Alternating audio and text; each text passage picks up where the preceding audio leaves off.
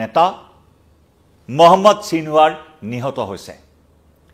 ইজৰাইলৰ সামৰিক অভিযানত আন এক মুখ্য আঘাত হামাছৰ এইবাৰ মোহাম্মদ সিনৱাৰক নিধন কৰাৰ কথা উল্লেখ কৰিছে প্ৰধানমন্ত্ৰী বেঞ্জামিন নেতানেহুৱে স্বাভাৱিকতে এয়া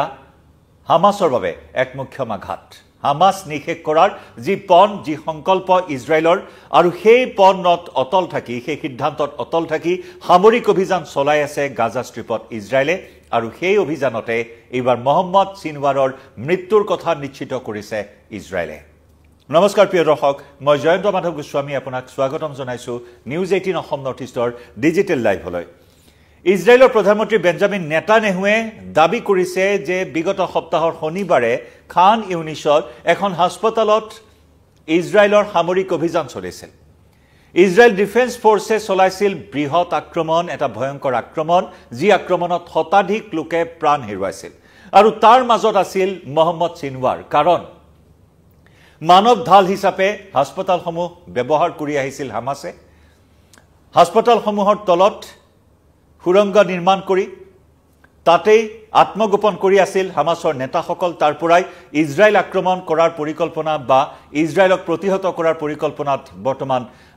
সেই সুৰংগসমূহৰ পৰাই নেতৃত্ব দি আহিছে হামাছৰ শীৰ্ষ নেতাসকলে আৰু তেনেকুৱা এখন হাস্পতাল খান ইউনিছত থকা তেনেকুৱা এখন হাস্পতালতে যোৱা শনিবাৰে চলাইছিল এক বৃহৎ সামৰিক অভিযান যি অভিযানত হাস্পতালখন তছনছ হৈ পৰে হাস্পতালখনত থকা শৰণাৰ্থী শিবিৰ হিচাপে সেই হাস্পতালসমূহক এতিয়া ব্যৱহাৰ কৰা হৈছে আশ্ৰয়স্থল হিচাপে ব্যৱহাৰ কৰা হৈছে কাৰণ গাজা ষ্ট্ৰিপৰ প্ৰায় 70-80% আন্তঃগাঁথনি ইতিমধ্যে আইডিএফৰ আক্ৰমণত ইজৰাইলৰ আক্ৰমণত মাটিৰ লগত ধূলিৰ লগত মিহলি হৈ গৈছে গাজা ষ্ট্ৰিপত এতিয়া দুৰ্ভিক্ষ মানৱতাৰ বধ্যভূমিত পৰিণত হৈছে গাজা ষ্ট্ৰিপ দুৰ্ভিক্ষত প্ৰতিদিনে প্ৰাণ হেৰুৱাইছে শিশু মহিলাকে ধৰি বহুজনে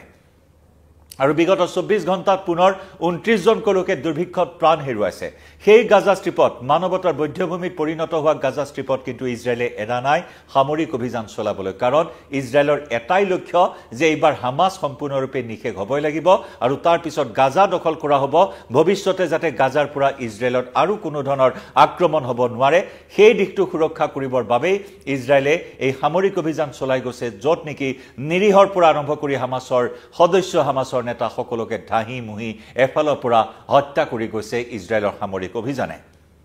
আৰু এইবাৰ মোহাম্মদ সিনৱাৰ নামৰ শীৰ্ষ নেতাজন যি নেকি এটা কৈ এনেদৰে প্ৰচণ্ড আঘাত হানিছে ইজৰাইল ডিফেন্স ফোৰ্সে হামাছৰ ওপৰত পেলেষ্টাইনৰ সশস্ত্ৰ বিদ্ৰোহী গোট সশস্ত্ৰ সন্ত্ৰাসবাদী গোট হামাছ যি হামাছে 2023 বৰ্ষত ইজৰাইলৰ শক্তিশালী চোৰাংচোৱা মুছাদক উপহাস কৰি ইজৰাইলত ভয়ানক আক্ৰমণ চলাইছিল আৰু তাৰ প্ৰত্যুত্তৰত 2023 চনৰ 8 অক্টোবৰৰ পৰা নিৰবিচ্ছিন্নভাৱে হামাছক শেষ কৰাৰ বাবে অভিযান চলি আছে ইতিমধ্যে হাজাৰ হাজাৰ হামাছৰ সদস্যই প্ৰাণ হেৰুৱাইছে হামাছৰ 24টাকৈ কামাণ্ডো আছে এই 24টাকৈ কামাণ্ডোৰ হাজাৰ হাজাৰ সদস্যক ইজৰাইলে সেই অভিযানৰ জৰিয়তে হত্যা কৰাৰ কথা সদৰি কৰিছে ইয়াহিয়া সিনৱাৰ আমি ইতিমধ্যে উল্লেখ কৰিছো কেইবাগৰাকী শীৰ্ষ নেতা তাৰ ভিতৰত ইছমাইল হানিয়েহৰ কথা যদি আমি কওঁ হামাছৰ আটাইতকৈ যিজন শীৰ্ষ নেতা ইছমাইল হানিয়ে যাক ইৰাণত গৈ হত্যা কৰা হৈছিল ইৰাণত বোমা বিস্ফোৰণেৰে হত্যা কৰা হৈছিল ইৰাণত সেনা ছাউনীত থকা সময়ত ইছমাইল হানিয়েহক হত্যা কৰিছিল তেনেদৰে মুখ্য আঘাত হানিছিল ইজৰাইলৰ আক্ৰমণ ইজৰাইলত হামাছে কৰা আক্ৰমণৰ প্ৰথমটো পুতক তেনেদৰে তুলিবলৈ সক্ষম হৈছিল ইজৰাইল আৰু তাৰ পিছত ইছমাইল হানিয়েহৰ পিছত দায়িত্ব দিয়া হৈছিল ইয়াহিয়াক হত্যা কৰা হৈছিল ইয়াহিয়াক হত্যা কৰাৰ ভিডিঅ' ইজৰাইলে মুকলি কৰিছিল তাৰ পিছত ইয়াহিয়াৰ পিছত মোহাম্মদ সিনৱাৰক দায়িত্ব দিয়া হৈছিল হামাছৰ আৰু এইবাৰ মোহাম্মদ সিনৱাৰকো হত্যা কৰি আন এক পুতক তুলিলে ইজৰাইলে তাৰ মাজতে মোহাম্মদ ডেইফ নামৰ আন এজন শীৰ্ষ নেতাকো ইজৰাইলে হত্যা কৰিছিল মুঠৰ ওপৰত এনেদৰে ককাল বেকা কৰি দিছে ৰাজহাৰ নাইকিয়া কৰি দিছে হামাছৰ এতিয়া মেৰুদণ্ডহীন হৈ পৰিছে বৰ্তমান হামাছ আৰু হামাছৰ পুলিয়ে পুখাই উভালাৰ যি সংকল্প লৈছিল ইজৰাইলৰ প্ৰধানমন্ত্ৰী বেঞ্জামিন নেতানেহুৱে আৰু সেই মৰ্মে এই অভিযান চলাই গৈছে য'ত নেকি দুৰ্ভিক্ষৰ এতিয়া কৰাল গ্ৰাসত পৰিছে গাজা ষ্ট্ৰিপত আনকি সাহায্য সামগ্ৰী কঢ়িয়াই অনা ট্ৰাকত প্ৰৱেশতো বাধা প্ৰদান কৰিছে যদি শেহতীয়াকৈ আন্তৰ্জাতিক সম্প্ৰদায়ৰ হেঁচাত অৱশেষত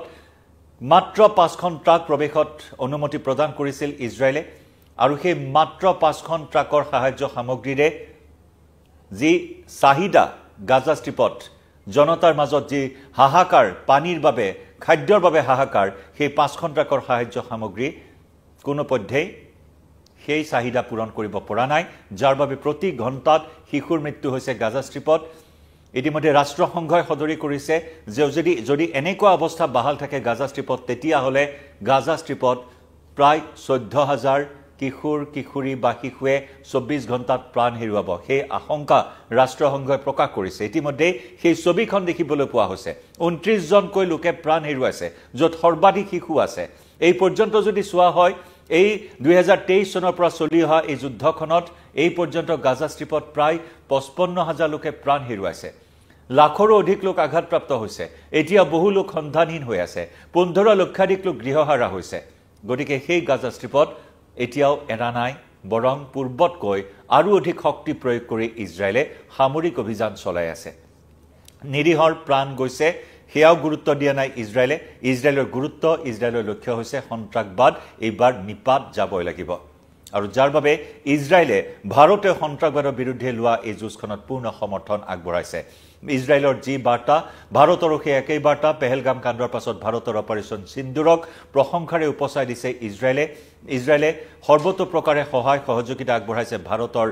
পাকিস্তানৰ সন্ত্ৰাসবাদীৰ বিৰুদ্ধে চলোৱা অপাৰেশ্যন সিন্দুৰত গতিকে একেটাই বাৰ্তা ভাৰতৰো সন্ত্ৰাসবাদ নিপাত যাব লাগে ইজৰাইলৰো সেই একেটাই বাৰ্তা সন্ত্ৰাসবাদ নিপাত যাব লাগে কিন্তু তাৰ মাজতে এক বৃহৎ সফলতা হিচাপে অভিহিত কৰিছে ইজৰাইলৰ প্ৰধানমন্ত্ৰী বেঞ্জামিন নেতানেহুৱে মহম্মদ চিনৱাৰৰ হত্যা কৰা এই খবৰ নিজেই প্ৰকাশ কৰিছে নিজেই ৰাজহুৱা কৰিছে আৰু দাবী কৰিছে